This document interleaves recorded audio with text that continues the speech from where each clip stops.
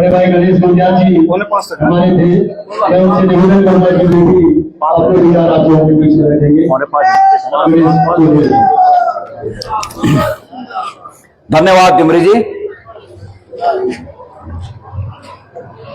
भगवान श्री रामचंद्र जी के लीला के इस मंचन से भगवान श्री रामचंद्र जी को नमन करते हुए हमारे बहुत ही आराध्य देव श्री गोपीनाथ जी के चरणों में सादर नमन करते हुए और साथ साथ में आप सब लोगों के साथ सम्मिलित होकर भगवान श्री बद्री विशाल जी के चरणों में आज के इस भाषण के निवेदन को प्रस्तुत करते हुए मैं आज बद्रीनाथ विधानसभा के इस उपचुनाव के प्रचार अभियान के अंतिम दिन दोनों दे दो जयते ये बेटे ठीक होने ये बेट सुना जयते ये बेट ठीक होने ये बेट सुना। तो प्रचार अभियान के इस अंतिम दिन और शायद इस अंतिम संबोधन के अवसर पर उपस्थित हमारे जिला कांग्रेस कमेटी के सम्मानित विधायक, जिला कांग्रेस कमेटी के सम्मानित अध्यक्ष और विधायक, मेरे मुंह से निकल गया मुकेश जी, तो भगवान ही गोपीनाथ का दरबार है, भगवान रामचंद्र जी का दरबार है। बहुत ही सम्मानित हमारे अध्यक्ष मुकेश जी, हमारे बीच उपस्थित हमारे प्रतापनगर क्षेत्र से माननीय विधायक, कांग्रेस के मूर्धन्य नेता, कांग्रेस की नीतियों के बहुत ही मर्मज्ञ ज्ञाता और हम सब के चहेते, हमारे इस प्रदेश के भविष्य की आशा उम्मीदें, आदरणीय बहुत ही हमारे आदरणीय भाई विक्रम सिंह नेगी जी, मेरे बहुत ही सम्मानित साथी जिन्होंने केदारनाथ विधानसभा का प्रतिनिधित्व कर बहुत ही ज्ञान के साथ, जानकारी के साथ तमाम विषयों को, उत्तराखंड के समग्र विषयों को विधानसभा में बड़ी खूबी के साथ रखा और आगे भी जब जब हमें इस प्रकार के अध्ययन करने की आवश्यकता पड़ती है और अध्ययन के आधार पर किसी निष्कर्ष की आवश्यकता पड़ती है तब हम उन्हें इस बात के लिए याद करते हैं, उन्हें बुलाते हैं, उनसे परामर्श लेते हैं। बहुत ही आदरणीय साथी पूर्व विधायक श्री मनोज रावत जी, मंचासीन हमारी महिला कांग्रेस की सम्मानित अध्यक्षा चमोली की बहन उषा रावत जी, सम्मानित यहां पर ब्लॉक कांग्रेस कमेटी के मेरे बहुत ही सम्मानित साथी अध्यक्ष और बहुत ही ऊर्जावान, बहुत ही मेहनती श्री गोविंद सजवान जी, सम्मानित नगर अध्यक्ष भाई योगेंद्र सिंह बिष्ट, नाना भाई के नाम से बहुत ही विख्यात हैं। भाई तुमको बोलना था, बोल दो। मैंने इनको उस समय रोका, बोला नहीं बोला उन्होंने, पर मैंने उनको रोका कि सम्मानित मंच बोल दो, तो उन्होंने अपना भाषण ही बंद कर दिया। तो मैंने कहा अगर आप तो मालिक हैं, आप शहर कांग्रेस कमेटी के अध्यक्ष हैं, मालिक हैं, जब चाहे मंच हाथ में ले सकते हैं बाइक को, अभी भी है मौका।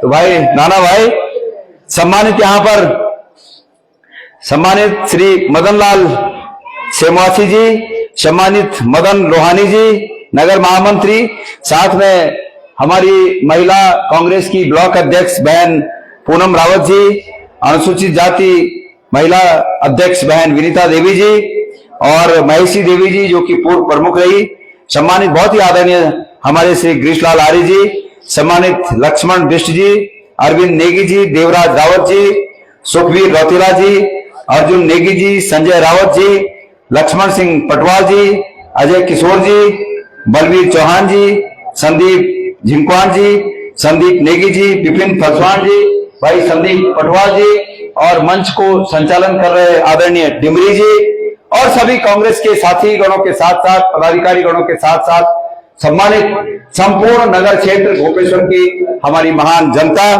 हमारे बहुत ही आदरणीय साथी वीरेंद्र सिंह रावत जी, ठोकदार साहब, मैं देख तो रहा था यही कहीं है, यहां बैठे हुए हैं, हमारे बहुत ही आदरणीय साथी आदरणीय बरखवाल जी और गोपेश्वर की हमारी महान जनता, आप समस्त सज्जनों को, नगर क्षेत्र के प्रत्येक नागरिक को, इस विधानसभा क्षेत्र के प्रत्येक मतदाता को गणेश कोदियाल का सप्रेम नमस्कार। बहुत बहुत आपको आदर अभिवादन। जो भी साथी, जो भी माता बहन, जो भी मेरे भाई बहन मेरे इस उद्बोधन को लाइव दिखाना चाहते हो तो मैं उम्मीद करूंगा कि सब लोग लाइव दिखाइए ताकि जन जन तक पहुंचे। मेरे प्यारे साथियों, मैं गोपेश्वर और बद्रीनाथ विधानसभा क्षेत्र की जनता का तहे दिल से आभार व्यक्त करता हूं कि उन्होंने लोकसभा चुनाव के समय अन्य विधानसभा की तुलना में मुझे बहुत अच्छा प्रतिसाद दिया, मुझे अपना आशीर्वाद दिया और मैं नया व्यक्ति होने के बावजूद जिस प्रकार से विषम परिस्थितियों में, विपरीत परिस्थितियों में और ऐसी परिस्थिति में आदरणीय सुदर्शन शाह जी भी वहां हैं, कृपया आप लोग मंच पर आए।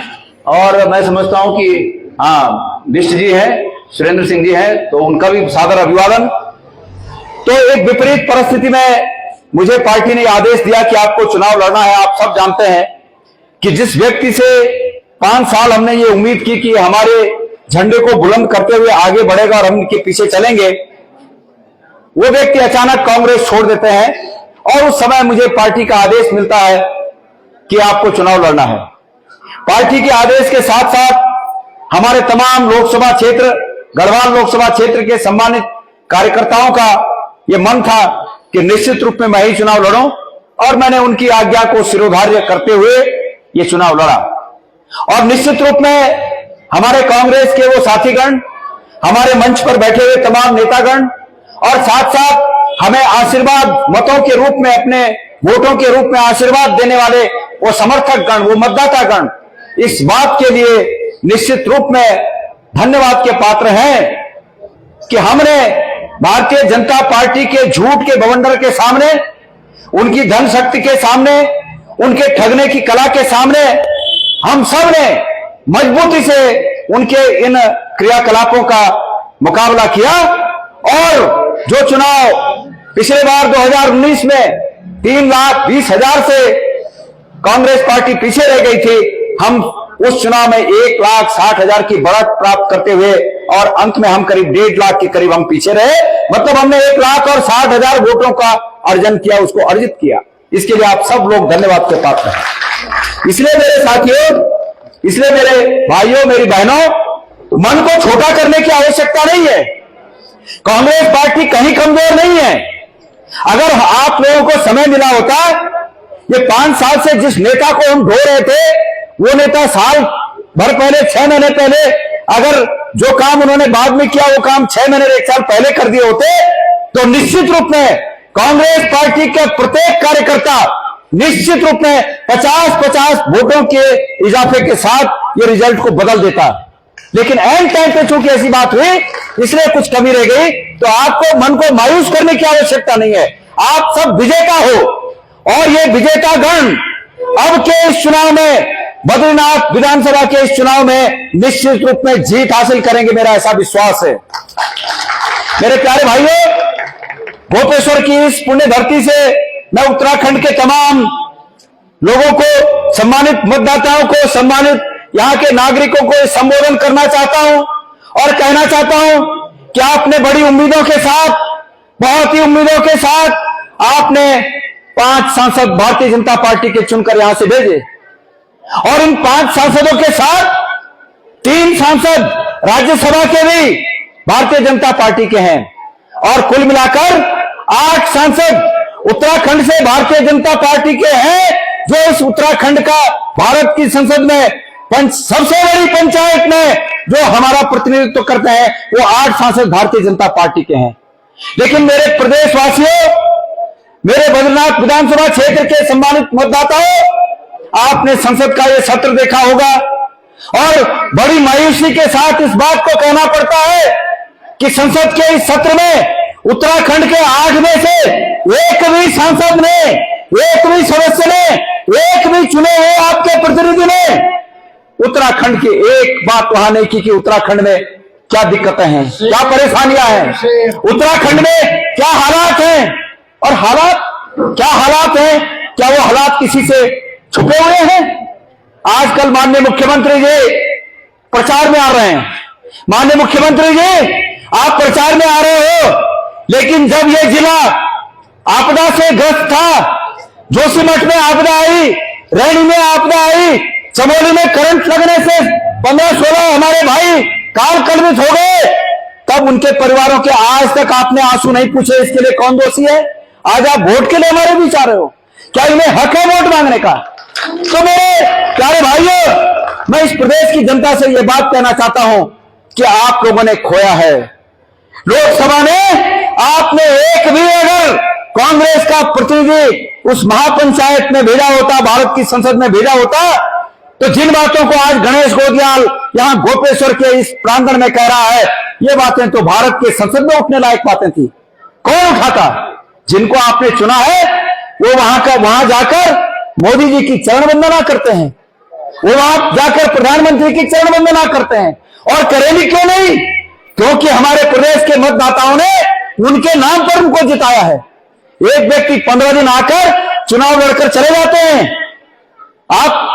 यहां की जनता उनको जिता देती है, तो वो जिस नाम से जीते हैं उस नाम की चरण वंदना नहीं करेंगे तो क्या आपके मुद्दे वहां उठाएंगे? इसलिए मैं इस प्रदेश की जनता को इस मंच से ये संदेश देना चाहता हूं कि हमारे पुराणों ने एक कहावत कही है कि दांतुल छोड़ू गप्पा वो ठुल्ली पकड़ेंगो। दांतों से छोड़ा हुआ जो भोजन है, जो निवाला है, अगर उसको दांतों से छोड़ दिया तो उसको ओठों से पकड़ना बहुत मुश्किल होता है। आज ये बात चरितार्थ हो रही है। तो मेरे प्यारे भाइयों, इसलिए आपके पास एक फिर मौका आया है। और ये मौका क्यों पैदा हुआ? ये मौका धोखाधड़ी से, ये मौका बेईमानी से इन नेताओं ने पैदा किया। मैं अब राज्य पर आऊं। आज ये चुनाव क्यों हुआ? ये चुनाव इसलिए हुआ कि निवर्तमान विधायक राजेंद्र भंडारी जी ने अपने स्वार्थ के लिए, अपने लालच के तुष्टि के लिए अपने पद को तिलांजलि देते हुए और दूसरी पार्टी में शामिल हो गए। आवाज गूंज रही है, हटा दो। अपने लालच के लिए उन्होंने जो है पद का त्याग करके और दूसरी पार्टी में शामिल हो गए। अरे भाई माननीय भंडारी जी, आप कहते हो कि आप शेरे गढ़वाल हो। शेरे गढ़वाल को यह शोभा नहीं देता कि जब महाभारत जैसी लड़ाई में कौरवों की और पांडवों की सेना आमने सामने हो तो आप पांडवों की सेना से रात में कूदकर कौरवों की सेना में चले गए। ये शेरे गढ़वाल को शोभा नहीं देता। शेरे गढ़वाल वो व्यक्ति होता कि जो मजबूती के साथ, मुरन विरारों के साथ इन लोगों का प्रतिनिधित्व करता। हमें बड़ी उम्मीद थी उनसे, लेकिन दिक्कत क्या थी? दिक्कत ये थी कि जिस धामी जी के साथ आज वो गलबैया करके पोखरी से गोपेश्वर, गोपेश्वर से इधर उधर जिन धामी जी के साथ वो गलबैया कर रहे हैं, कल तक उनको गाली देते नहीं लगाते थे, कल तक उनको गाली देते नहीं थकते थे, उन धामी जी की उन पर कुछ ना कुछ कृपा हो गई है। उस पार्टी की कुछ ना कुछ उन पर कृपा हो गई है। और कृपा क्या हुई? हमें तो दो शक हैं। लोग ये कह रहे हैं कि भाई एक तो ये बात हो सकती है कि उन्होंने जो रुद्रप्रयाग में कहा कि भारतीय जनता पार्टी 25-25, 30-30 करोड़ देकर हमें खरीद रही थी, लेकिन हम उनके पास इतनी ताकत नहीं है कि वो हमें खरीद सके।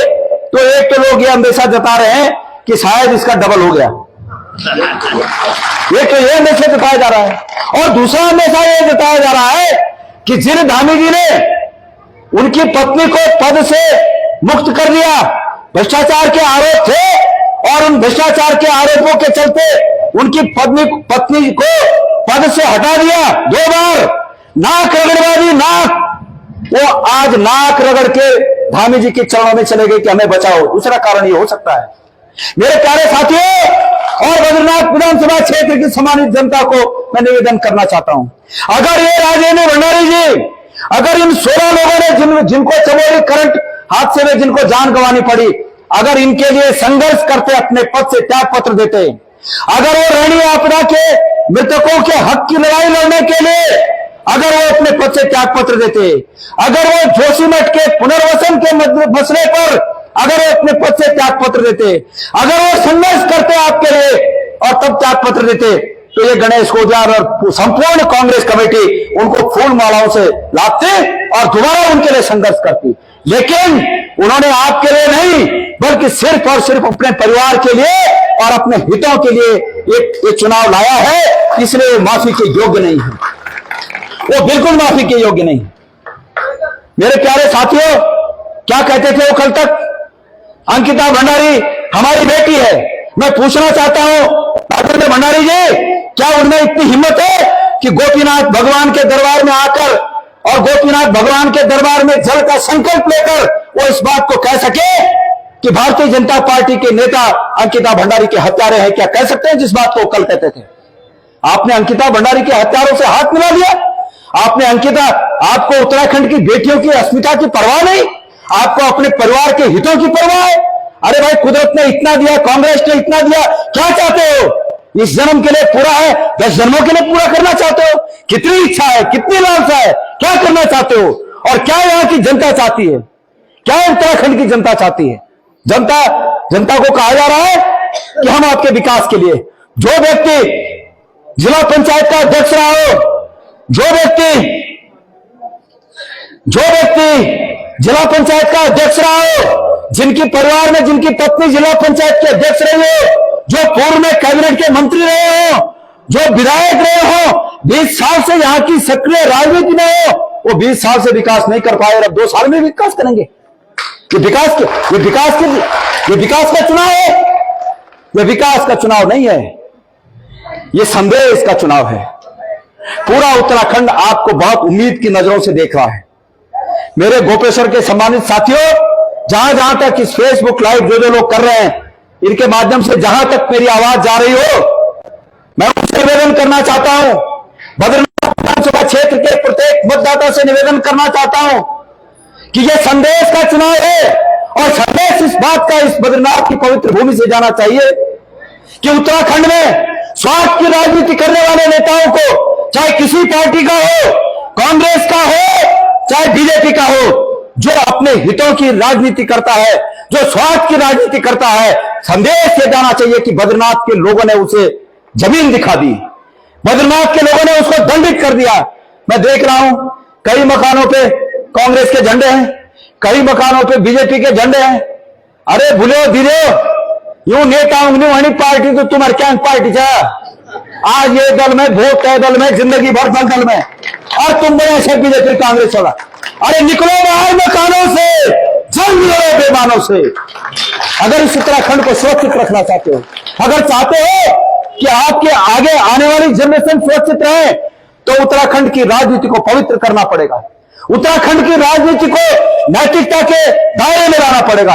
आपको ऐसा दंड देना होगा उन नेताओं को जो भूल कर भी किसी भी दल का नेता हो, कोई कल हिमाकत न कर पाए, ऐसी सोच न पाए कि हम दल बदल कर किसी दूसरी पार्टी से फायदा लेकर उस दल में चले जाते हैं। अरे भाई, आज नेताओं को, विधायकों को खरीदने के लिए बीजेपी के पास पैसा है, और क्या पता कल कांग्रेस के पास पैसा आ जाए तब भविष्य में, तो क्या यही चलेगा? आज बीजेपी खरीदेगी, कल कांग्रेस खरीदेगी, तुम लोग ठगे रह जाओगे, झंडे लगाने में बिजी रह जाओगे। यही चाहते हो कि आप लोगों ने झंडे लगाए और आपके आगे आने वाली जनरेशन भी नेताओं के झंडे लगाए? यही चाहते हो? अगर ये नहीं चाहते हो तो सब एक हो जाओ और दंड, जो उदंड है उन उदंड नेताओं को दंड दो। हमारे संस्कार कहते हैं कि हमारे परिवार का बच्चा भी अगर कोई उदंडता करता है तो हम उसे दंड देते हैं सुधारने के लिए। इसलिए नेताओं को सुधारने के लिए दंडित किया जाना बहुत आवश्यक है। कति टाइम रहेगा भाई? कितने मिनट है भाइयों? सब जानते हैं कि पंचायतों के चुनाव में निवर्तमान विधायक जी ने जिला पंचायत का चुनाव जीतने के लिए एक बिरादरी को क्या क्या भाषा का प्रयोग किया, क्या क्या उनकी भावनाएं उस बिरादरी के लिए थी, ये सबको जग जाहिर है। जग जाहिर है ना? क्या कोई व्यक्ति सार्वजनिक जीवन में और राजनीतिक जीवन में क्या किसी बिरादरी के लिए, किसी भी बिरादरी के लिए, किसी भी जाति के लिए, किसी भी धर्म के लिए क्या इस प्रकार के शब्दों का प्रयोग कर सकते हैं? क्या हो सकता है? लेकिन हुआ। इससे उनकी असलियत पता चलती है। और मैं आपको बता दूं, गोपेश्वर की सम्मानित जनता को मैं ये बात बताना चाहता हूं, डिमरी जी, मैं ये बात सबको बताना चाहता हूं कि जब उन्होंने एक बिरादरी के लिए इस प्रकार के शब्दों का प्रयोग किया था, इस गणेश कोदियाल ने हमेशा सामने आकर उनका बचाव किया। और किस तरह बचाव किया? मैं जानता था कि उनके बचाव के लिए अगर मैं स्पेशली प्रेस कॉन्फ्रेंस रखूंगा तो यह विवादित होगा। तो नेगी जी, मैं पीसीसी गया, मैंने प्रेस बुलाई। प्रेस बुलाने के बहाना मैंने कुछ और ढूंढा कि मैं इस विषय पर प्रेस बुलाना चाहता हूं। और मैं जानता था कि मैं प्रेस बुलाऊंगा तो आज का बर्निंग इश्यू, ज्वलंत मुद्दा यह है जो भंडारी जी का वायरल चल रहा है, और ये मुझे पूछेंगे। मैं चाहता था वो मुझे पूछें। और जब उन्होंने मुझे पूछा, विषय से हटकर जब उन्होंने मुझे पूछा, तो मैंने कहा कि भंडारी जी की मंशा ऐसी नहीं थी, वो एक सुलझे हुए नेता है, हो सकता है किसी ने उन्हें फंसा दिया, और लेकिन वो ऐसे आदमी नहीं। मैं आया फ्रंट में, मैं फ्रंट में आके मैंने उनका बचाव किया। और आज जब मुझे उनकी आवश्यकता, बहुत नितांत आवश्यकता थी, अरे भाई 6 महीने पहले बोलते बोझाल जी मत लड़ना, मैं तुम्हारे साथ नहीं हूं, ये बोलते, कोई बात नहीं थी। बतेरे लोग कांग्रेस में रह के नहीं आए, प्रचार में नहीं आए, नहीं किया प्रचार, लोगों ने नहीं किया, कोई रोष नहीं। लेकिन एक व्यक्ति ने मुझे भूख लड़ाओ में चढ़ा भूख लड़ाओ में, तुम ले लो ना, अरे भाई मिल लेना ना तुम लड़।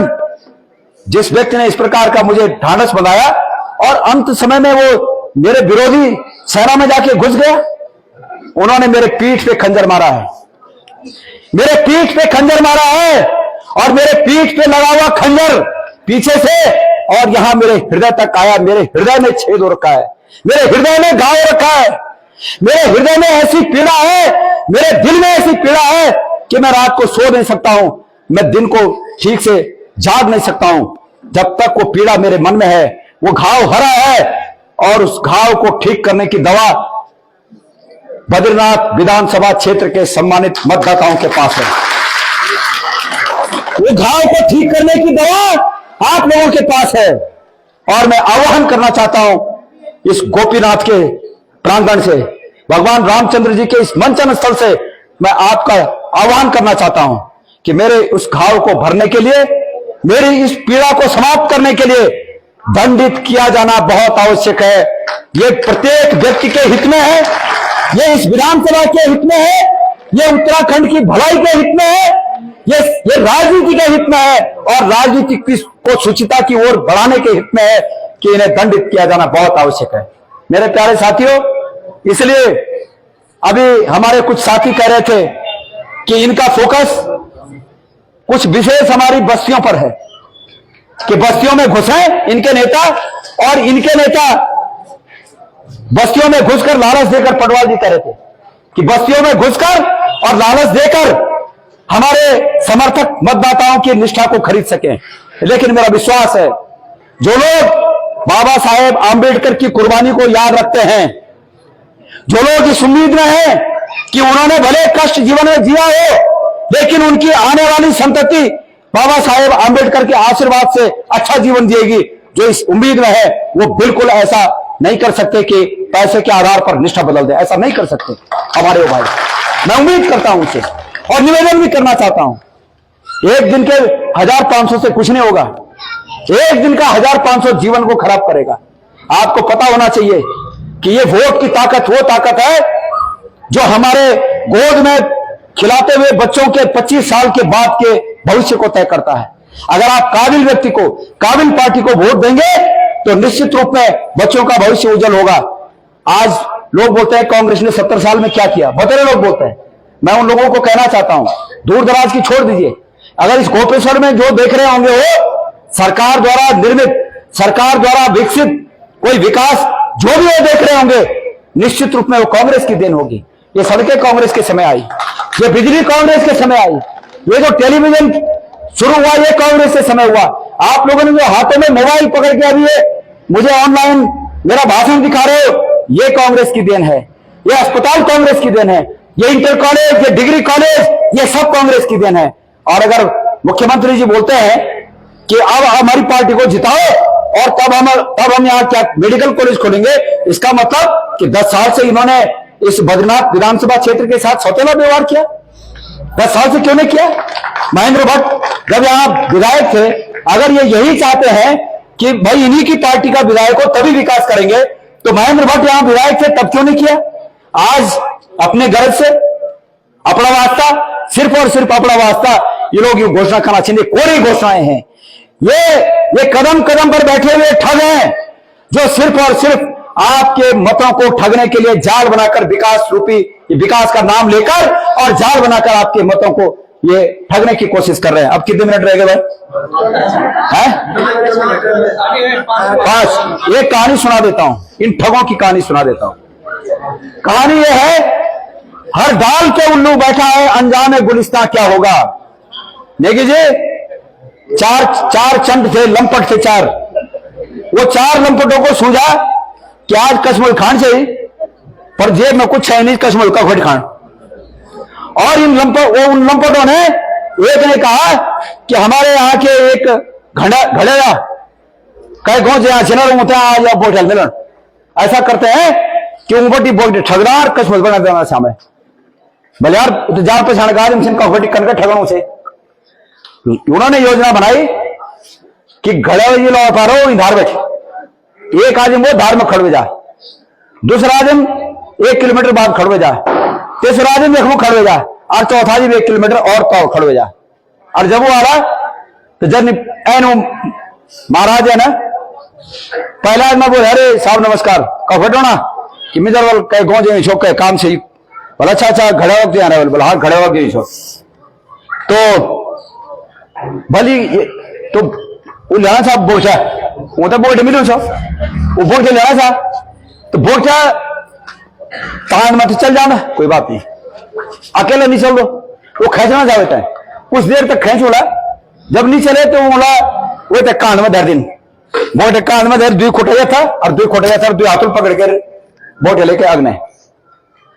तो वो पहला मल देखे बोला अरे बाप रे ये बोट यो कुत्ता अकेले धरू तुम्हारे कान में। बोले अरे कुत्ता नहीं छो बोटे जा, बोल नहीं कुत्ता छो। उन बहुत ज्यादा होते हैं अहमियत दिन, उन बोले बेकूफ छो बोल तू आगे बढ़ गए। जब दूसरा आदमी मिले वो थोड़ा शोर और लंबी करके बोले अरे महाराज कलयुग आएगा भाई, इतने ज्ञानी आदमी वहां पर कुत्ता धरू तुम्हारे मुंड में। वो तो शक है कि क्या बना, दूसरा भी बोले भाई कुत्ता छो। वो भी उतारे और वो तो आगे पीछे ढंग से देखे ये कुत्ता छे कि बोटे छे, और देखना बाद वो फिर विश्वास है कि नहीं ये बोटे छे, और वो फिर रहते हैं कान में धरे कि तू झूठ बनी छे ये तो बोटे छे, और फिर नहीं बैठ। और जब तेसर मार हो तो तेसरा और लंबी, अरे घोर कलयुग आ गया, और इतना बड़ा विद्वान आज मुड़ में धरे कुत्ता।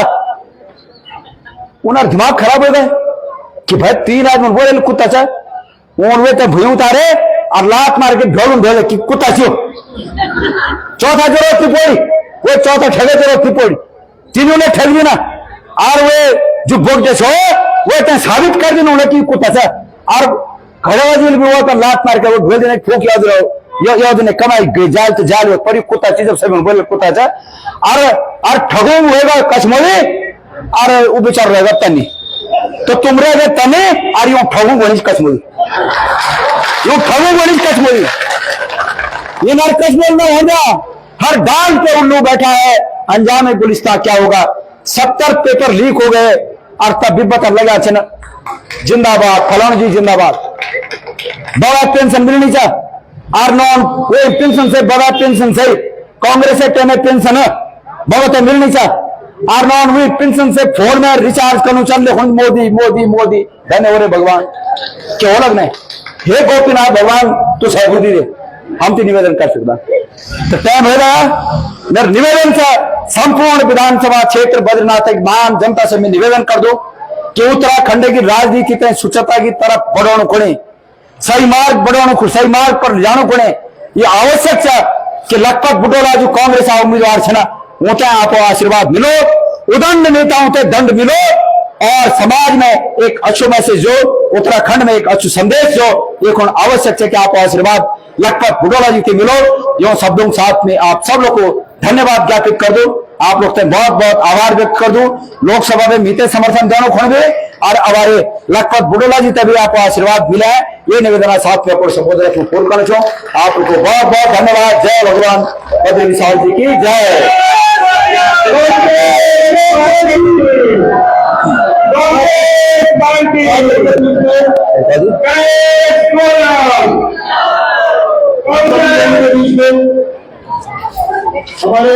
पार्षद भाई महेंद्र सिंह रेड्डी जी हैं, वो भी आज हमारी कांग्रेस पार्टी की सदस्यता ग्रहण कर रहे हैं। मैं माननीय जिलाध्यक्ष से निवेदन करूंगा और माननीय गणेश जी भाई महेंद्र सिंह रेड्डी जी को अपने परिवार से इसी के साथ हमारे बीच में श्री अनु भंडारी जी, श्री जयंती प्रसाद जी, श्री महेंद्र सिंह जी, बहुत स्वागत, बहुत स्वागत। निकलो बाहर मकानों से, जंगलों को मारो, बस। हमारे सारे कार्यकर्ता और सभी का हार्दिक अभिनंदन और स्वागत करते हैं, धन्यवाद ज्ञापित करती है। तो आप सब लोग इन चुनावी करेंगे, हम सब लोगों के साथ में है। और हमारे भाई नितिन अग्रवाल जी जिन्होंने साथ दिया, हमारे भाई के साथ हमारे राम भटिया के भाई भरत सिंह रावत के नाम